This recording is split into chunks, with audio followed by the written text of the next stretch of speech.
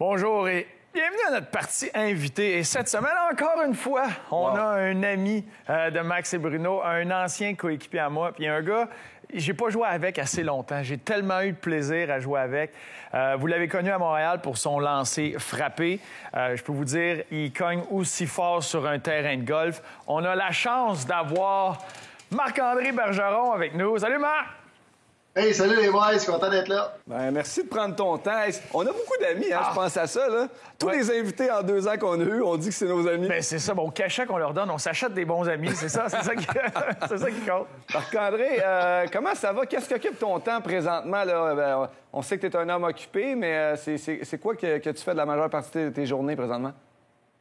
Ben, en effet, Max, je suis un gars occupé par les temps qui courent. Vous êtes probablement au courant, mais on a une nouvelle équipe de la ECHL qui s'installe au nouveau Colisée à Trois-Rivières. Yeah. Et puis, la chance d'être directeur général de cette équipe-là. Donc, très occupé. Mais ça a parti de où, là? On va embarquer dans le vif de ce sujet-là. Ça a parti de où, ça? T'étais rendu où? Une petite bouteille de vin sur le coin d'une table, un projet, quelqu'un qui t'a lancé là. Comment tu t'es retrouvé là? Dans le fond, j'étais président des Aigles à Trois-Rivières depuis plusieurs années et bien évidemment, il y a un Colisée qui s'est construit pendant ce temps-là.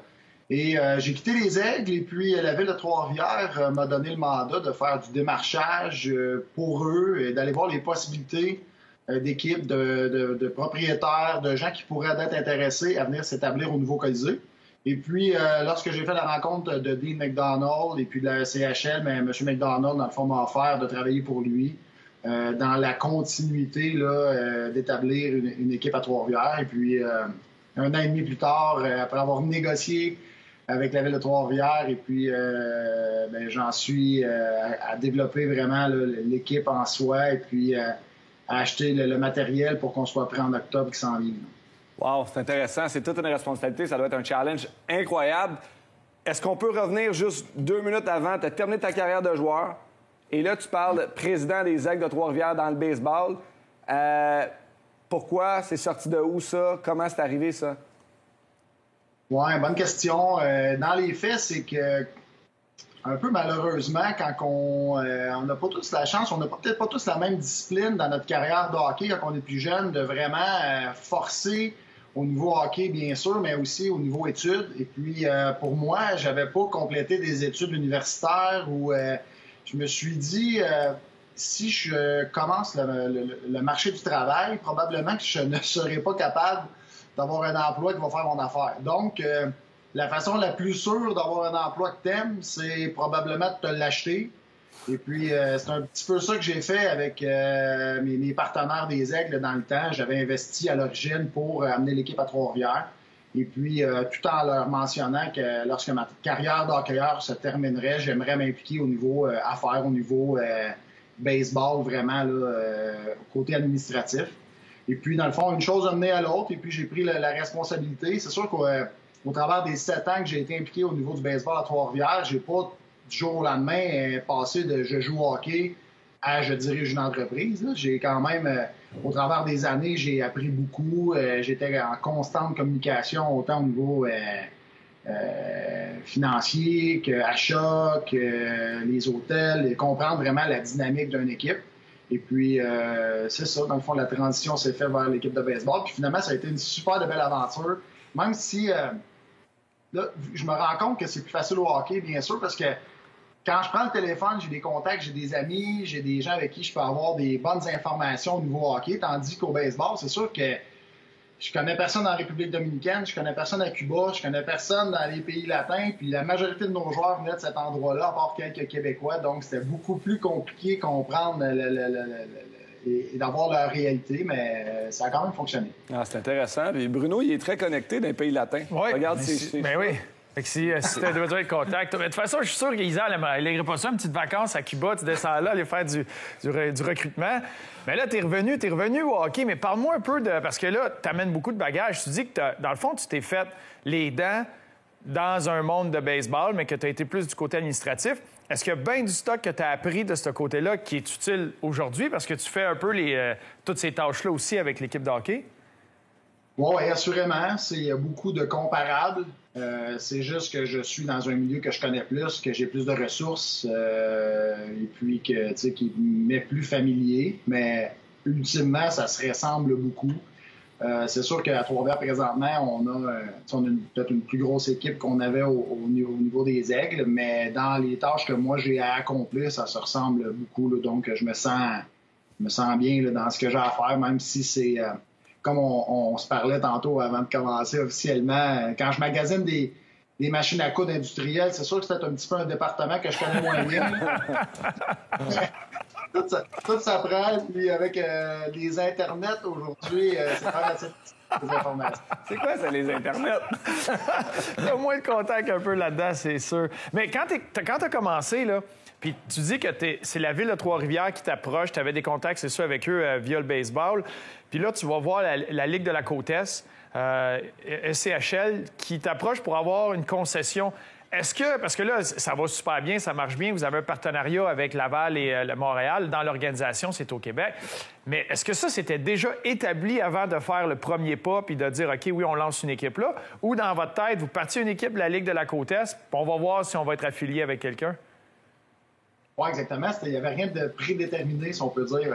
Bien sûr, d'ailleurs, ça a fait les manchettes pendant longtemps, les gens nous l'ont demandé, et puis c'était... pratiquement un naturel, on se le cachera pas. On est une équipe québécoise avec les grands frères à 1 heure de voiture de chez nous qui faisait plein de sens. Et c'était notre but, mais ça n'a jamais été confirmé avant quand même un bout de temps dans le projet. Là. Donc, il y a eu des pourparlers avec le Canadien, avec la ECHL pour finalement que tout se termine comme on l'avait souhaité. Mais dans notre entente avec la Ville de Trois-Rivières, il y avait quand même une clause qui nous permettait de peut-être pas avancer le dossier si jamais on n'avait pas les ententes qu'on voulait. Là. On ne parle pas non seulement du Canadien, mais quand même plusieurs trucs. Là, toi, tu vas être directeur gérant de l'équipe là-bas. La vision d'un club ECHL, pour les gens à la maison qui connaissent peut-être moins ça, c'est la Ligue nationale, la Ligue américaine, ECHL. Pour toi, en tant que dirigeant, est-ce que ça va être plus de gagner ou de développer des jeunes joueurs pour l'organisation du Canadien? Hey, c'est une bonne question, ça. Je veux développer, là, mais franchement, je pense que tu développes mieux quand tu gagnes. Je pense que notre but à Trois-Rivières va être de gagner et puis va être d'entourer les jeunes qui vont passer ici pour que, bien sûr, leur donner peut-être la chance de passer au niveau supérieur. Et puis, c'est la réalité de la ECHL. On ne veut pas que les gars soient ici pour y demeurer. On espère qu'ils vont trouver le moyen de monter, puis ultimement se rendre dans la Ligue nationale. Je crois que ça va être une belle fierté pour notre organisation d'avoir contribué au chemin de ces jeunes-là. Mais en même temps, je crois que c'est... quand tu gagnes, là, mais il y a plus de gens dans le Colisée. Il va y avoir plus de monde dans le Colisée. La dynamique dans l'équipe va être plus facile. L'entraîneur va être heureux, le directeur gérant va être heureux, tout le monde va être heureux. Donc, je crois beaucoup à la victoire pour développer. Et parce que dans la Ligue nationale, il y a une nouvelle équipe, tu as un repêchage d'expansion. Hein? Tu as un peu d'aide, là, tu peux partir et aller piger un peu partout. Est-ce que c'est la même chose au niveau d'une nouvelle équipe dans la Ligue de la Côte-Est où tu pars de zéro puis tu ramasses tout ce qui traîne à travers la planète des joueurs qui peuvent jouer professionnels? Oui, c'est quand même assez bien résumé. En réalité, nous, pour cette année, on va partir à zéro. Mais c'est quand même pas un si gros désavantage parce qu'à chaque année, dans le fond, les équipes ont la possibilité de protéger seulement 8 joueurs qui peuvent s'assurer de garder pour la saison suivante. Donc, dans le fond, c'est comme si on partait à -8 cette année. Et puis, mais il n'y a pas de repêchage, il n'y a pas quoi que ce soit là, qui ressemble à ça. Dans le fond, c'est vraiment au niveau des joueurs autonomes que notre travail se fait plus pour nous. L'importance des joueurs québécois pour Marc-André Bergeron puis l'organisation de Trois-Rivières, parce qu'il n'y a pas encore de nom, c'est quoi pour toi? Bien, c'est beaucoup. Je crois qu'à Trois-Rivières, au Québec, on a la chance d'avoir un bassin de joueurs qui est immense. Quand je joue au Québec, je veux dire, là, mais on a beaucoup de joueurs. Présentement, je travaille sur une liste de joueurs potentiels qui peuvent venir jouer à Trois-Rivières, qui sont québécois. Et puis, la liste s'approche de 400 noms. Donc, ça donne... Est-ce que mon nom là-dessus? Bruno et moi, on est là-dessus. Combien ça coûte mettre son nom là-dessus? La liste est longue, mais pas tout à fait assez longue. On arrivait, là. Nos noms arrivaient, là. 402, comment, là? Bruno, je l'ai vu courir. Je l'ai vu courir dernièrement, là. Oh là là, en descendant, court vite. Sans farce, vous avez de l'air en forme pas mal. Je trouve peut-être que je vais en discuter, qu'on va vous rajouter ça à la liste. Mais non, mais blague à part, tu sais, on a beaucoup de joueurs qui ont un potentiel de venir jouer à Trois-Rivières. Tu sais, dans la ECHL, on a fait une moyenne. Là, dans les 10 dernières années, on a pris toutes les équipes. Puis il y a en moyenne 47 joueurs qui passent dans une formation ECHL dans une saison. Donc, pour nous, d'avoir un bassin qui est proche, d'avoir une accessibilité à des joueurs pratiquement tout au long de la saison, versus une équipe des États-Unis qui a peut-être moins de joueurs près d'elle, je pense qu'on va vraiment un avantage. Et puis, on va espérer que de la façon qu'on le voit, va vraiment se matérialiser sur la glace. Mais j'aurais tendance à dire qu'on va être chanceux d'avoir tous les joueurs québécois qu'on va pouvoir mettre dans l'alignement. Écoute, durant le lockout 2004-2005, j'ai vu que tu as joué dans la Ligue nord-américaine de hockey un petit peu. Est-ce qu'il y a des joueurs sur ta liste présentement pour ton équipe qui font partie de cette ligue-là? Oui, il y en a.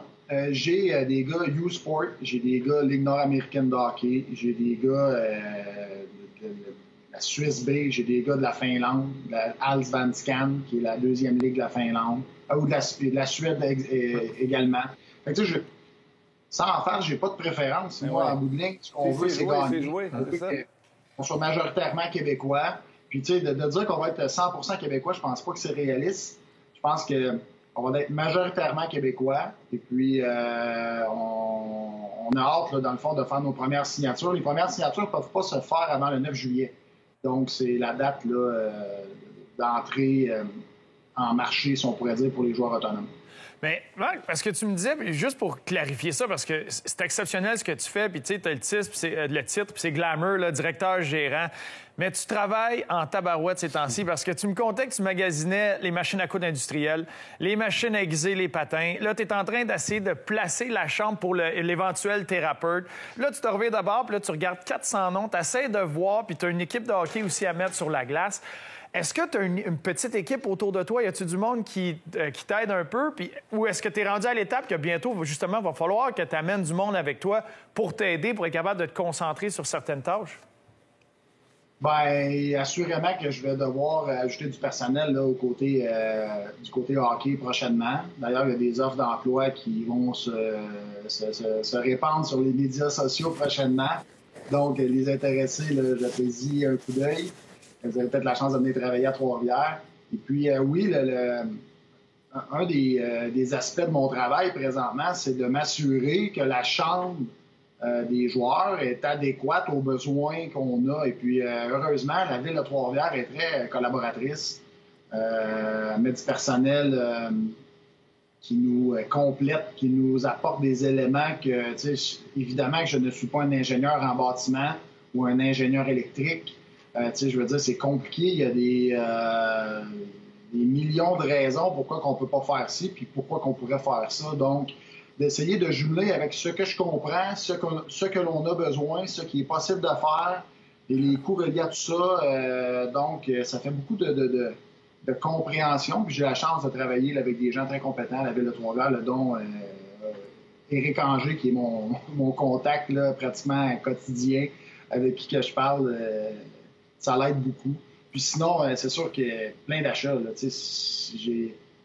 On est dans l'identité de l'équipe, fait qu'on a travaillé sur l'identité de l'équipe, les couleurs, le logo, les machines à aiguiser les patins. On a beaucoup d'équipements à fournir à l'équipe visiteur aussi. Donc, tout ce qui est équipe visiteur, il faut fournir une machine aiguisée. Fait que juste de s'assurer d'avoir les bonnes listes, d'avoir vraiment les équipements que l'équipe visiteur va avoir besoin pour que la première fois qu'ils viennent à Trois-Rivières, qui est vraiment ce qu'ils sont supposés d'avoir, qu'il n'y ait pas de surprise. Après ça, tout le côté immigration, j'ai la chance là, de pouvoir m'appuyer sur le Canadien, qui le font régulièrement, donc ils me partagent leurs connaissances. J'ai les bons numéros de téléphone pour parler aux bonnes personnes, ça fait que ça rend ma vie plus facile. Mais oui, c'est plein de dossiers qui sont pas nécessairement simples, puis que par contre qui sont vraiment enrichissants, je pense, pour moi, pour n'importe qui aura à le faire. Puis il y a des journées que c'est sûr je me casse la tête plus que d'autres, mais en bout de ligne, c'est toujours satisfaisant quand que tu réussis à accomplir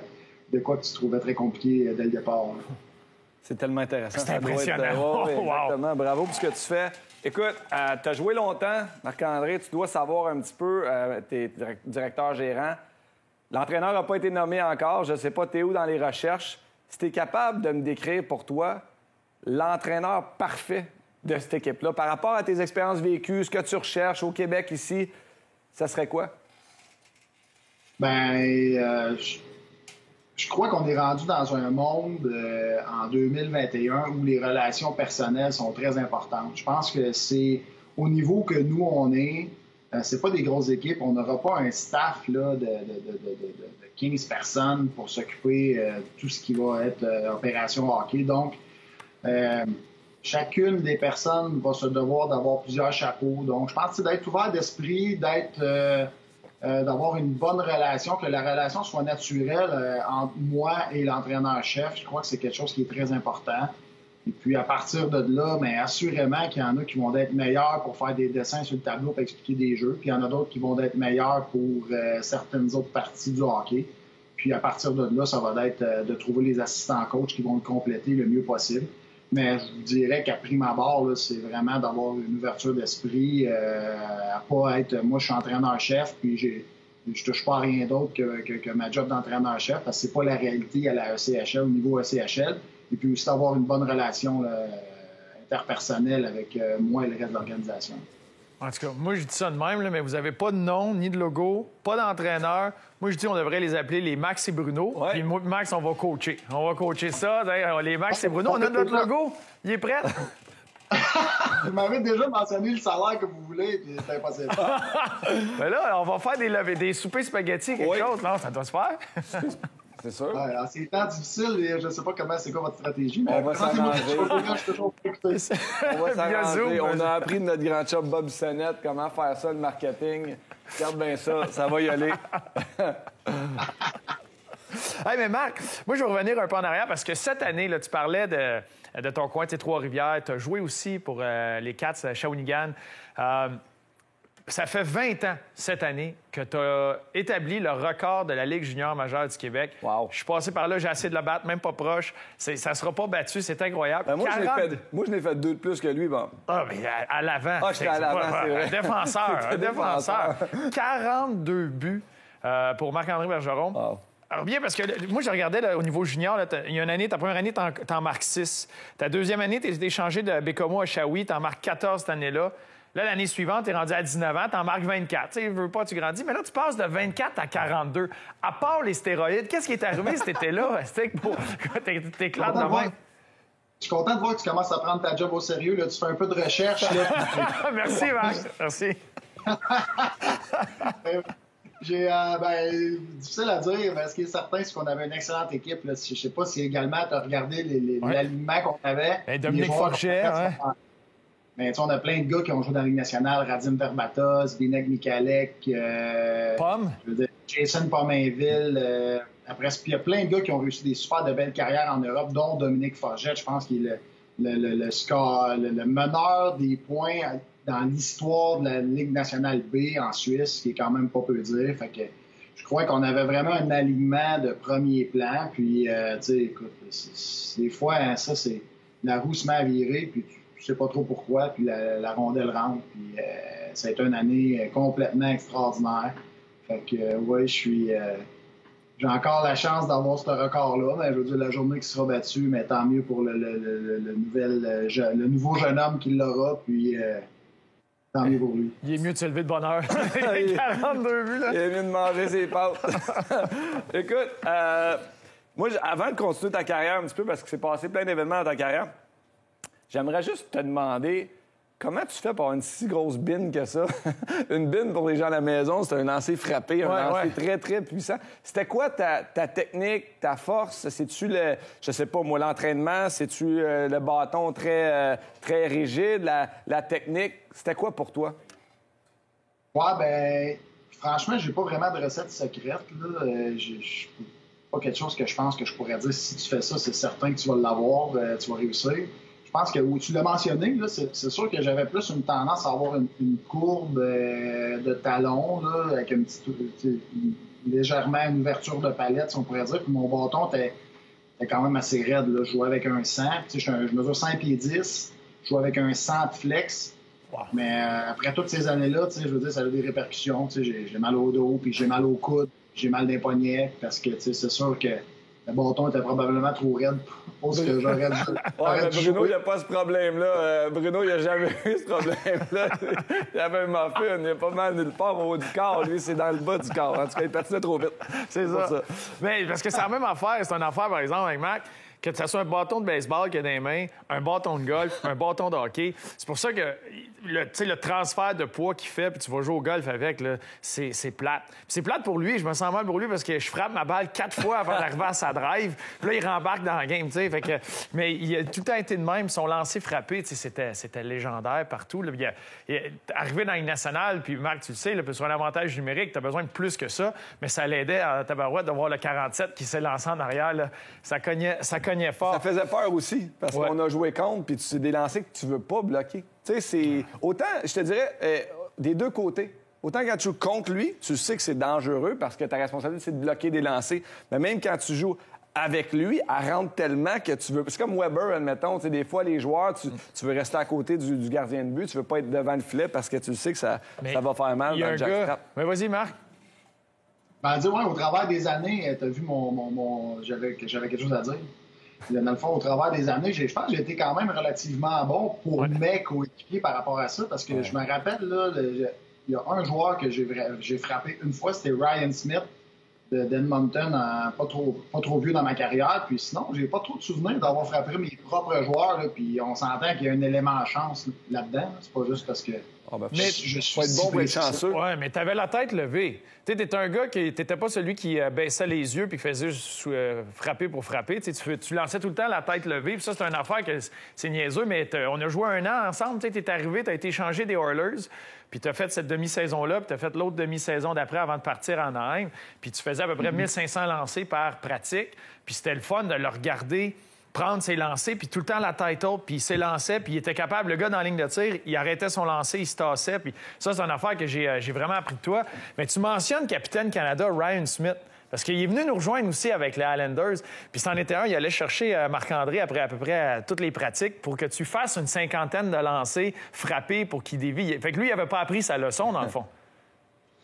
Ben non, puis il me faisait quand même assez confiance. Il s'est dit, il a fait une règle de 3. Je l'ai frappé une fois sur 6700 lancés. Fait qu'il s'est dit, les chances sont bonnes qu'il me frappe pas. Mais non, c'est un gars qui était, lui ici, c'est un travaillant acharné, Ryan. Puis lui, moi, c'était mon lancer, mais Ryan, c'était un gars en avant du filet qui était extraordinaire. Il était vraiment... il frappait, il touchait à toutes les rondelles là, qui étaient dans sa direction. Là. Fait que c'était... La fois, il facilitait mon travail. C'était impressionnant, ça, parce que moi, j'étais le releveur. Fait que Marc-André, il était avec, puis Ryan Smith, il faisait faire, une vingtaine de pucks d'un coin, du centre, de l'autre coin. Puis quand Marc était plus capable, il me regardait, il disait, Bruno, vas-y, là, moi, je finis. Fait que là, moi, j'allais lancer mes muffins. Il touchait à tous tes muffins. Il touchait à tous ceux-là de Marc, puis les miens, c'est parce qu'ils étaient trop lents. Il s'endormait à la temps qu'elle arrive. Ça, puis après ça, la rondelle, elle arrivait. C'était un peu ça. Mais Marc, mettons, quand on revient là, sur ta carrière, parce que tu en as marqué des buts un peu partout. Là. Moi, il y a un moment qui ressort de ta carrière. Là.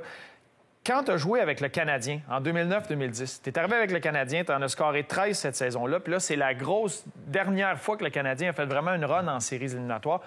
Parle-moi de ce que ça a représenté pour toi de mettre le chandail du Canadien en saison régulière. Puis parle-moi à quel point c'est venu fou pendant les séries, là, cette run-là. Bien, si je peux t'interrompre, Marc-André, juste avant, parce que c'est l'année que vous avez battu Washington en 7. Après ça, les Pingouins. Ouais. Nous autres, moi, je me rappelle là, d'avoir célébré quand le Canadien, et ça, faites jamais ça, les jeunes à la maison, là, tu sais, essayer de choisir ton adversaire. Là. On était chez nous, un party d'équipe, puis on attendait, on regardait le match numéro 7 parce que je pense qu'on avait battu... je pense que c'était les Flyers en 5 ou en 4. On s'en allait encore pour une deuxième coupe de suite. Puis on a célébré lorsque les Canadiens ont battu Washington parce qu'on jouait contre des Canadiens. Puis on s'est fait jouer le tour, puis je vais te laisser parler de ce run-là de série extraordinaire de Halak. Halak qui était Jésus. Ouais.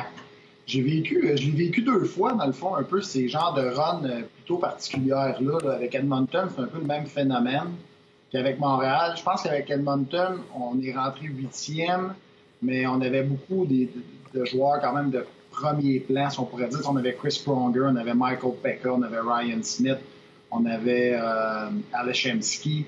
Je pense qu'on avait un line-up qui était quand même très étoffé. Là. Tandis que le Canadien, on était un line-up beaucoup plus sous-estimé, si on pourrait dire.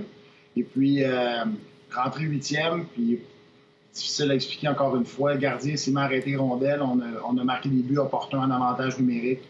Puis en série, là, à 5 contre 5, si tu te maintiens, et puis ton gardien t'a fait des gros arrêts en temps et lieu, puis ton avantage numérique, ton désavantage numérique va bien. Tu gagnes la bataille des avantages numériques, des avantages, des unités spéciales, des unités spéciaux. Normalement, c'est une bonne recette pour gagner en série. Puis nous, c'est exactement ça qu'on faisait. Donc, ça a été une saison pour moi extraordinaire. Je me rappelle encore quand mon agent Paul Corbeil m'a téléphoné pour me dire Marc-André Markov s'est blessé hier, le Canadien serait peut-être intéressé à te signer. J'ai dit je signe où? Moi, je suis prêt. Je suis prêt à partir. Je revenais dans le fond d'une blessure. Je venais de me faire opérer au bas du dos à Minnesota la saison d'avant. Donc, j'étais comme en rehab, puis j'étais sur le point d'être prêt. Donc, ça a été beaucoup de nervosité. J'ai commencé en conditioning, dans les termes du hockey, à Hamilton, parce que j'avais pratiquement pas mis les patins. Je revenais d'une opération, j'étais pas si entraîné que ça. Puis finalement, comme les séries du Canadien, ça s'est mis à bien aller pour moi. Puis on dirait que quand ça va bien, mais le bon attire le bon. Puis ça a été une saison que je vais me rappeler toute ma vie. Puis d'ailleurs, même jusqu'à ce jour, c'est sûr qu'avec la COVID, ça fonctionne pas, mais quand je vais avec mon garçon au match des Canadiens, puis on va dans le salon des anciens, puis je fais la tournée. J'ai fait la tournée avec les anciens Canadiens. Donc, j'ai la chance de connaître toutes les autres générations que j'aurais jamais connues, même si étant québécois. Et puis, pour moi, je trouve que c'est une super de belle richesse. Puis de voir mon garçon rentrer dans le salon des anciens, puis parler avec les anciens, puis faire partie de la grande famille du Canadien de Montréal, je trouve que c'est une belle chance que moi et ma famille avons. Mais Marc, justement, parle-moi de quand tu es arrivé à Montréal, parce qu'un Québécois qui vient à Montréal, là, en plus, tu connais du succès. À quel point tu as découvert des cousins lointains là, qui apparaissaient, puis comment tu as géré ça, la famille? Tu sais, d'amener ta famille là puis de vivre là, parce que quand tu es joueur, c'est une chose que toi, tu vis, mais là, ta famille est impliquée là-dedans. Puis là, c'est une belle saison. En plus, la run des séries, ça devient très intense. C'était comment pour toi, comme Québécois, de gérer tout ça? J'étais pas quelqu'un qui suivait les médias à ce moment-là. Je pense que c'est la règle numéro 1 que tu te dois d'appliquer quand tu joues au hockey à Montréal. Puis assurément, quand c'est une saison plus difficile, soit personnellement ou pour l'équipe, encore plus. Nous, heureusement, cette année-là, ça allait bien. Mais même à ça, j'étais vraiment pas trop conscient des médias. Je pense que de cette façon-là, quand il y avait soit un commentaire ou un article ou peu importe de négatif qui pouvait se faire sur moi, mais le lendemain matin, quand je voyais le journaliste dans la chambre et que j'y parlais comme si de rien n'était, parce que lui, il devait se dire probablement « Oh, Marc-André, je sais pas comment il va d'être parce que j'ai dit qu'il a été pourri hier, puis il a eu sûrement eu raison bien des fois. » Moi, je réagissais comme quelqu'un qui s'est passé sans pied par-dessus la tête, mais je le savais pas. Fait que, je pense que ça m'a gardé beaucoup connecté sur ma réalité de jouer au hockey puis de bien performer, parce que ultimement, c'est la seule façon qui va te permettre de survivre dans un marché comme Montréal. Puis à cause de ça, je pense que ça a été une année plutôt facile côté médiatique, côté relations. C'est sûr qu'à ce moment, il a fallu que à une reprise, je ne me trompe pas de dire à mon père, « Père, parle-moi-en pas, ça m'intéresse pas de savoir que, mettons,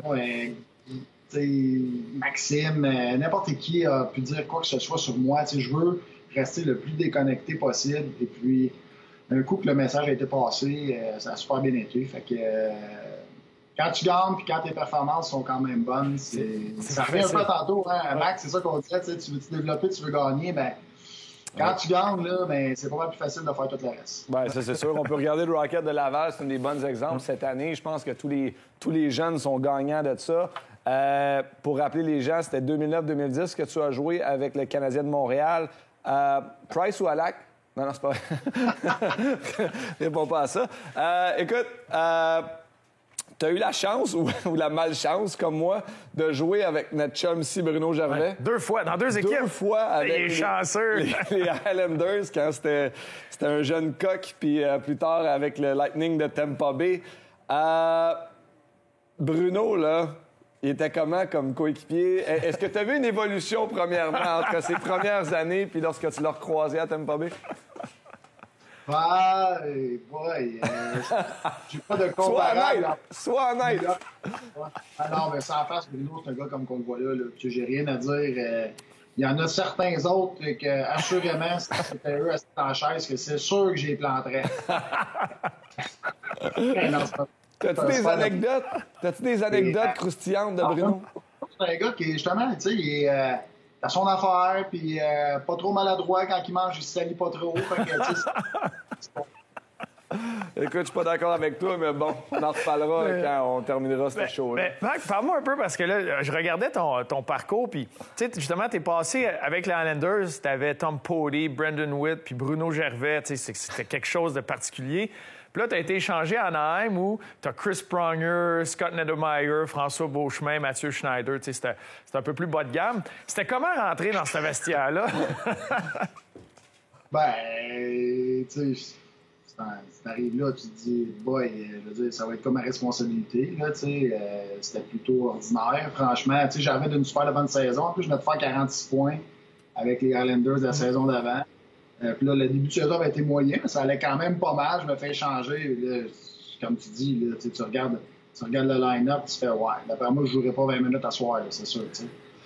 Il est comme défaite, mais je veux dire, ça fait partie de notre réalité. Puis en même temps, là, les défenseurs comme ça, c'est pratiquement les premiers défenseurs dans à peu près toutes les équipes de la Ligue nationale. Puis les autres, il y en avait 4 dans une. Fait que, tu fais avec.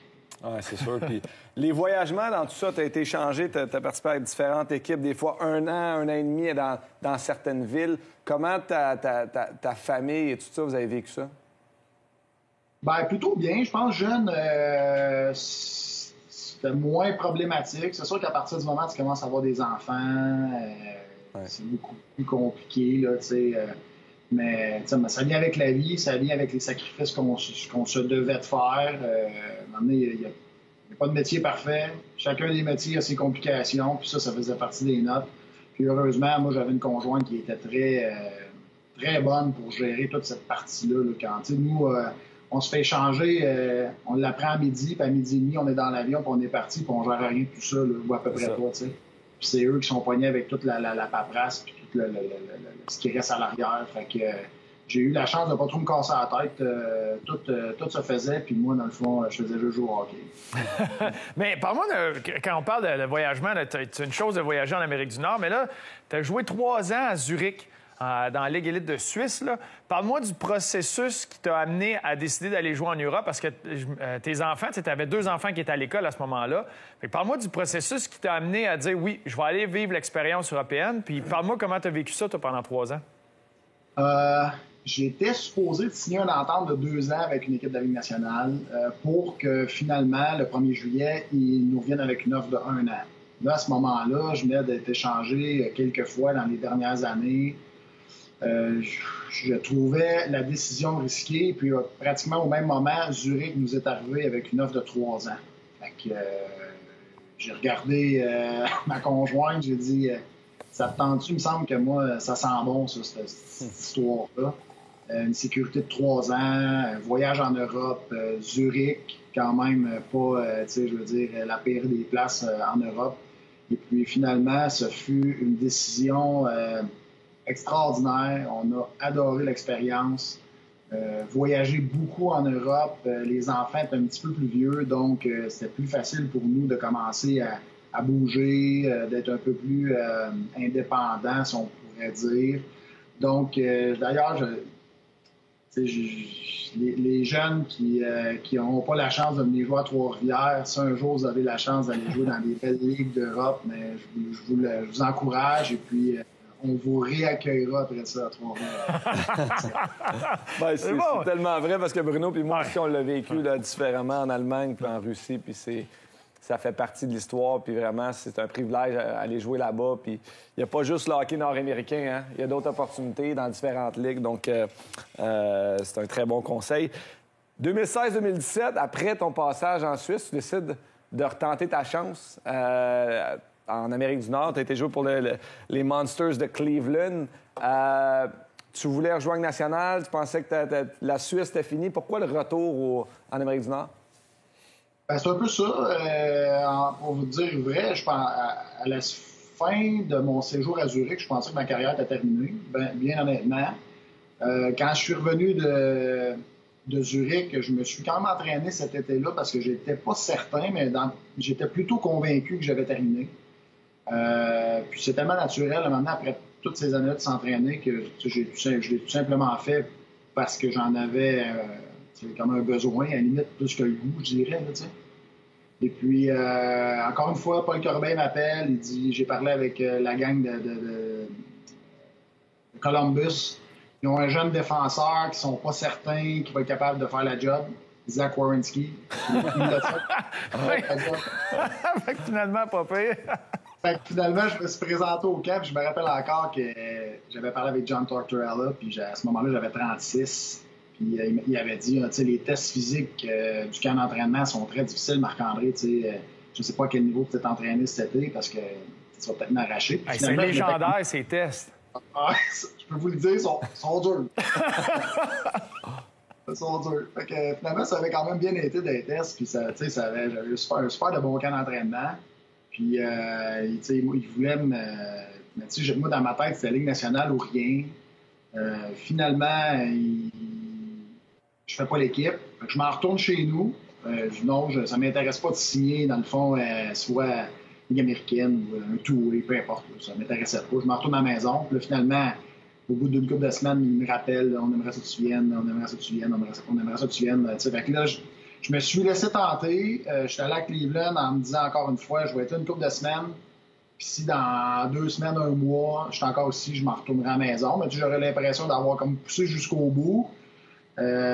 Puis advienne qui pourra, ce qui pourra. Puis finalement, je me suis blessé à l'épaule. Mon plan a comme été défait pas mal. Là, au tout début, je pense que ça a pris 2 semaines. Puis je me suis fait frapper. Puis je me suis déchiré la courbe du rotateur. Puis à partir de là, j'ai été pris à Cleveland pendant plusieurs mois pour guérir ma blessure. Fait que ça a été un peu une histoire un peu plate parce que j'ai passé proche. Les plans que je m'étais mis dans ma tête, c'est vraiment pas ça qui est arrivé. Puis finalement, je me suis même blessé. Fait que ça a été ça qui a terminé ma carrière. Mais j'ai poussé jusqu'au bout. Puis ça vient avec ce que ça mais tu sais, puis t'as une super belle carrière, t'as rencontré plein de coéquipiers à travers ça, puis tu vois, ça va être super utile présentement avec ce que tu es en train de bâtir. C'est un projet phénoménal. Avec le recul, là, c'est quoi la chose qui te manque le plus de ton temps dans la Ligue nationale? C'est quoi l'élément là, que tu dis, ça, là, j'aimerais ça, là, si je peux retourner dans la Ligue nationale une journée, là, c'est vivre ça, là. À part les soupers avec moi, là, à Tampa, là, d'autres choses. Là, tu viens de me voler les mots de la bouche. Non, mais sans farce, puis là, je veux pas le dire d'une façon arrogante, puis tu m'ouvres la porte à répondre de cette façon-là. Là, tu l'as dit tantôt, je suis comme recordman du plus de buts dans le junior. J'ai été défenseur de l'année au Canada dans le junior. J'ai été sur l'équipe d'étoiles dans la Ligue américaine. J'ai été défenseur de l'année en Suisse. Suisse A quand même. Puis on a dit dans la Ligue nationale, à cause que j'étais plus petit, j'ai jamais réussi vraiment à m'établir comme... J'ai toujours été étiqueté comme un défenseur offensif qui était, mettons, unidimensionnel. Tandis que partout ce que j'ai joué par le passé, j'étais quand même... J'avais plusieurs atouts dans mon sac qui m'ont permis de gagner tous les honneurs individuels que j'ai gagnés. Mais dans la Ligue nationale, j'ai comme jamais réussi à établir ça. Et puis ça, c'est sûr que je trouve ça plate parce que je suis un défenseur dans toutes les autres ligues que j'ai joué complet, mais pas dans la Ligue nationale. Fait que, en même temps, c'est pas quelque chose que si je retourne demain matin, je vais être capable de faire. Là, je n'ai pas le garde de le faire pendant 10 ans. Mais c'est peut-être quelque chose que je trouve plus difficile. Penses-tu que de jouer, parce que moi c'est le souvenir que j'ai de toi, là, à part un méchant bon coéquipier, puis qu'on avait dit, le matin que t'es un peu grumpy, là, tu vas t'asseoir à côté de Marc-André, puis il te remonte, tu sors dedans avec un sourire, c'est sûr. Moi, le souvenir que j'ai de toi, là, puis c'est pour ça que moi, j'adorais te voir jouer, parce que il y a un élément, tu regardais tout le temps pour faire un jeu.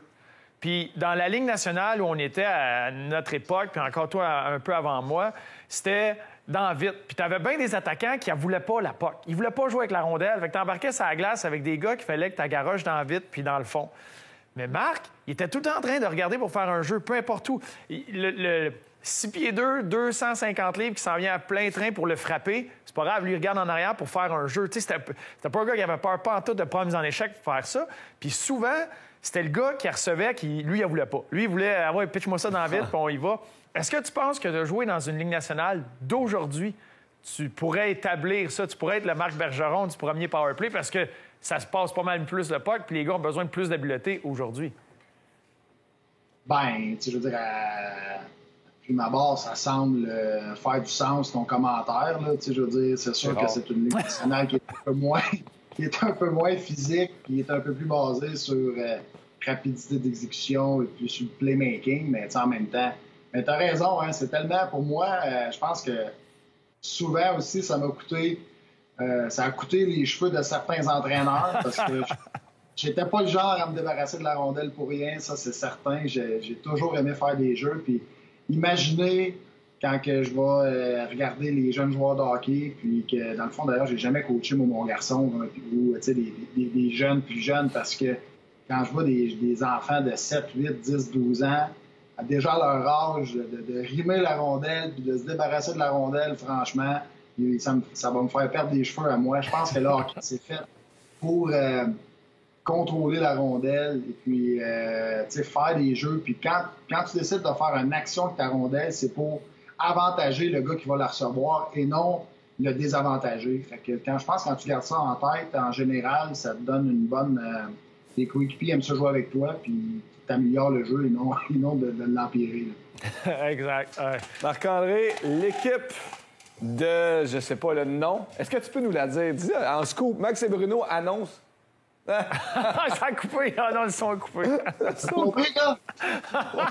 Alors, on va revenir sur les lèvres. Là. Tu fais encore plus tranquillement.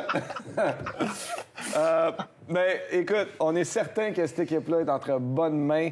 Bonne chance pour le reste. On sait que ton été va être occupé. On espère que tu vas pouvoir venir jouer une petite ronde de golf avec Bruno et moi. Bonne chance dans ta recherche d'entraîneur et ce qui s'en vient pour toi. Vraiment, c'était super intéressant. Puis merci d'avoir pris le temps pour nous. Merci, messieurs. J'attends votre invitation là, pour aller crier « four » à vos côtés. C'est sûr. Tu vas être là, puis bientôt, on va aller voir ça, des games. Mais qu'on puisse être en présentiel, là, être là dans les estrades. De vivre ça dans votre coin, ça va être malade. Merci beaucoup. Le gars occupé, là, il faut qu'il ait magasiné des machines à coudre industrielles puis tout. Jeune Gauchère. Allez, les boys. Merci, Marc-André. Salut. Wow, c'est intéressant. Puis, un coéquipier là, en or, c'était tellement le fun de l'avoir là, autour. Là, à Tampa, c'était ma première expérience d'avoir quelques Québécois d'une équipe. J'étais tout le temps tout seul dans mes équipes. Puis à Tampa, il y avait Mathieu Garon, Vincent Cavalier puis Marc-André Bergeron. J'ai tout le temps été contre ça parce que moi, je voulais toute l'équipe ensemble. Puis de parler en anglais, c'était très important pour moi. Mais des fois, de juste partir le soir, puis on allait souper pas loin. Moi, ma femme, on partait en vélo, puis c'était un petit restaurant pas loin, terrasse, tu sais, t'aimes pas, ça faisait le fun avec cette gang-là. Là. On a tellement eu du plaisir. Là, lui, puis Isa, sa conjointe, qui l'avait toute setée, qui l'a aidé avec sa caméra, puis ses affaires. Qu'on avait du fun avec eux. Mais il faut faire la différence, hein, puis tu le mentionnes, puis ça, c'est un sujet quand même intéressant, puis c'est des conseils qu'on donne aux jeunes, justement, en tant que Québécois. C'est comme si on était Européens pour peut-être les Américains puis le reste du Canada. Parce qu'on a notre propre langue, comme les Européens l'ont aussi. Tu arrives dans l'équipe et tu veux faire l'effort de faire partie du groupe. Donc, de jaser avec tout le monde, même quand tu parles avec un Québécois, de jaser en anglais pour que tout le monde comprenne. Mais c'est lorsque tu sors des paramètres de la chambre de hockey et de l'aréna que là, c'est le fun de retrouver entre Québécois. C'est sans que tout le monde le sache, que ce soit les pas ça. racines, Oui, les racines, la culture, de savoir chanter toutes les chansons d'Éric Lapointe, c'est le fun. Ben oui. Chanter, mettre une toune de Bob, on mettait des tounes de Bob, faire des jokes de Watatata, puis des enfants de même, chambre en ville. C'est ça qui est le fun, on a du plaisir. Mais ça, c'est un élément, puis, tu sais, Marc, c'est dur. Tu peux pas le faire, prendre un joueur puis le changer d'époque. C'est impossible. Tu peux pas comparer Wayne Gretzky à Connor McDavid. C'est des époques différentes. Mais moi, c'était quelque chose que j'admirais chez Marc. Il avait pas froid aux yeux dans tous les sens du mot. Il n'a jamais eu peur de rien dans tous les sens du mot. Puis de faire des jeux, c'est le nombre de fois que je me rappelle, que ce soit avec les Islanders ou avec Tampa, c'est qu'il avait vu de quoi. Puis tabarouette, c'est juste plate que si l'autre était prêt à le recevoir ou embarquer dans ce jeu-là, ça aurait fonctionné, mais c'était tellement une mentalité, par en avant, fais pas d'erreur, pitch le puck, que des fois, ça cliquait moins. Puis il y a des entraîneurs que ça les stressait parce qu'ils ne pouvaient pas contrôler ça. Fait qu'il écopait de ça. C'est dommage, mais en tout cas, là, lui, c'est tout un nouveau défi qu'il a. Fait que ça va être le fun. Moi, j'ai hâte d'aller voir ça, ces games-là. Ah, moi aussi, j'ai hâte de voir du hockey live, premièrement, à Trois-Rivières. Ça va être intéressant. Montréal, Laval et Trois-Rivières, vraiment, ça va être incroyable. Merci d'avoir été là, tout le monde. Et la semaine prochaine, invité de Marc aussi, on va parler avec Georges Saint-Pierre au podcast. Donc, Georges Saint-Pierre la semaine prochaine. Ensuite, on a Martin Brodeur et Kim Saint-Pierre. C'est les trois prochains. Les trois champions dans leur milieu respectif. Les trois meilleurs au monde. Ouais. Georges Saint-Pierre, le meilleur combattant au monde. Ouais. Après ça, tu as Martin Brodeur qui était, on peut débattre, le meilleur gardien au monde de l'époque. Puis là, tu as Kim Saint-Pierre, la meilleure gardienne au monde. Avec le meilleur joueur de Monopoly au monde. Et le meilleur joueur de TOC. Moi, c'est au TOC, au monde. Puis la meilleure émission. Au monde. Au monde. On est énorme en Chine. Nous avons les portes des chandails, Max et Bruno, partout. Merci beaucoup.